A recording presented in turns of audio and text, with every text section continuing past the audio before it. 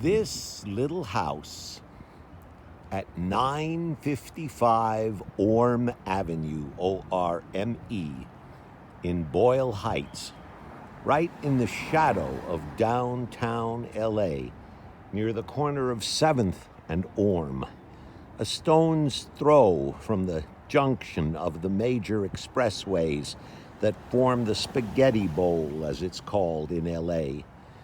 This was the scene of one of the greatest crimes in Los Angeles history. A man named Harry Raymond lived here in 1938. He was a cop. He stepped outside of his home on January 14, 1938, got in his car, turned on the ignition, and the car exploded. He should have been killed, but he wasn't. There were 150 pieces of that car in his body when he was taken to the hospital. He wasn't expected to survive, yet somehow he did. And he lived to testify against the cop who put the bomb in his car, a man named Earl Kynette. Kynette was a very unscrupulous detective, a colleague of Harry Raymond. They had both led checkered lives and had checkered careers, but then the whole LAPD was checkered, to say the least. Mr. Kynette rented a home right over here across the street, where you see the sign that says 958, so that he and some of his associates could keep an eye on their colleague, whom they suspected of suspecting him. And when he was out, they planted the bomb. That morning, Mrs. Raymond had to go to work. She was a school teacher. She asked her husband to get some eggs at the store. So he obliged her by getting in his automobile, but when he turned it on, it was like a scene out of The Godfather. Except that, in this case, he lived. Harry Raymond came from Kansas, and he found his way to the West Coast. And once here, he was a different sort of man. He had already reformed himself to a degree after spending time in a juvenile prison in the Midwest. But the ins and outs of LA and the LA crime scene did affect him to a certain degree. He wasn't above taking a bribe or a dive, but in this case, he not only came clean, he was clean. He made friends with Clifford Clifton, the noted restaurateur and advocate for the poor. And so, through scuttlebutt and a nose for what was going on, he got wind of what Kynette was up to. Kynette got wind of that and tried to put the kibosh on Raymond. The upshot of it was that the police chief had to resign, 150 police had to resign, and the mayor, a man named Shaw, was ushered out of office. Instead, a man named Fletcher Bowron took over, B-O-W-R-O-N, and served as mayor for 15 years until 1953, the longest-serving mayor until Tom Bradley came along and eclipsed his record from 1973 to 93.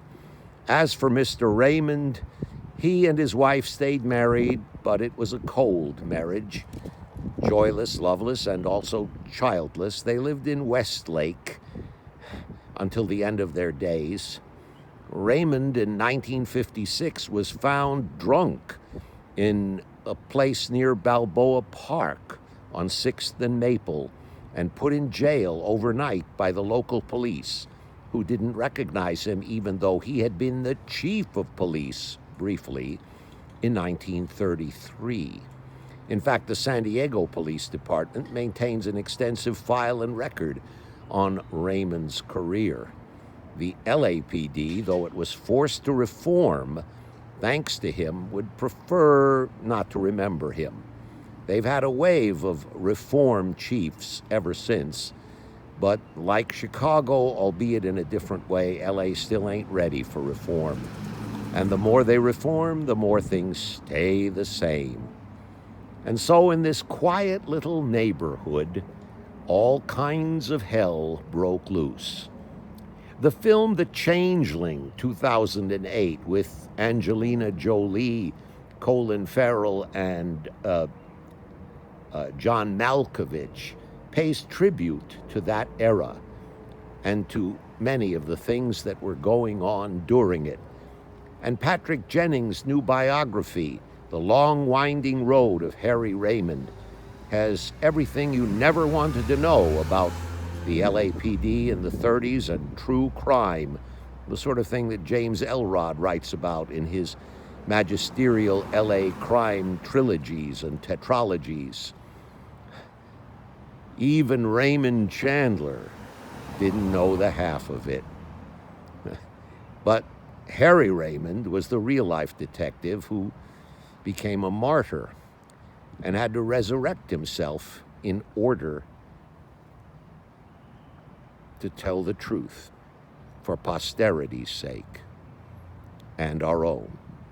The chimney that you see is all that's left of the original garage where Raymond nearly met his untimely end.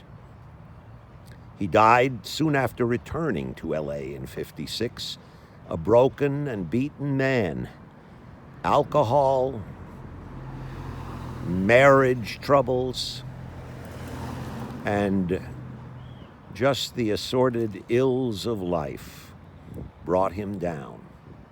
But he brought the LAPD down, and they've been trying to rebound ever since, whether it's Daryl Gates or any number of chiefs who succeeded him and preceded him, all in a futile and vain and often self-defeating attempt to pick up the pieces that were left here in the rubble. Oh yes, they created a police training academy in Elysian Park, but what did they train them for? The LA riots should tell you. And so should any number of other things in practically every neighborhood in this city. Harry Raymond wasn't a saint, no, but it took a sinner to know and to catch one. And the guys who tried to kill him didn't know what they were up against. Kynette, by the way, went to San Quentin. He served for 14 years there, and then he got out and did some more very dishonest things before dying of natural causes, having led a very unnatural life.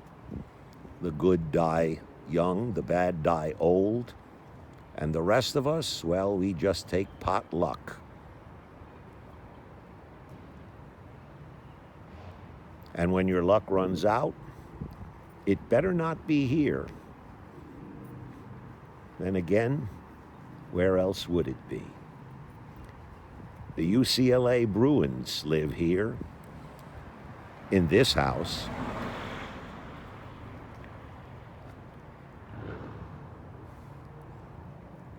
But they'd need more than a wizard from Westwood to put all the pieces together. Because this puzzle just doesn't fit. July 16th, 2022, from Boyle Heights, where Mrs. Collins lived. And her spirit must be here somewhere, still looking for her lost son. Everybody knows he died, thanks to those awful chicken ranch murders. But then again,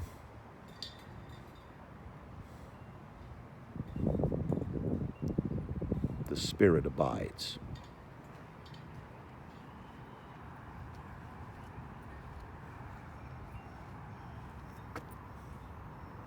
Beat those Trojans, huh?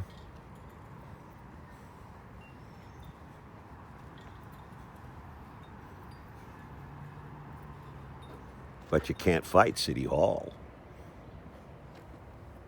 Not and live to tell about it anyway. Where is Perry Mason when we need him?